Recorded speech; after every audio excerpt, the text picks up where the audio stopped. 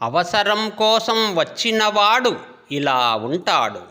శ్లోకం: కార్యార్థి భజతే లోకే యావత్ కార్యం న సిద్ధ్యతే ఉత్తీర్ణే చ పరే పారే ఉత్తీర్ణే చ పరే పారే నౌకాయా కిం ప్రయోజనం నౌకాయా కిం ప్రయోజనం. తన పని కావలసి వచ్చినప్పుడు ఆ పని అవ్వనంత వరకు అచటనే సేవలు చేస్తూ అడుగులకు మడుగులొత్తుతూ ఉంటాడు.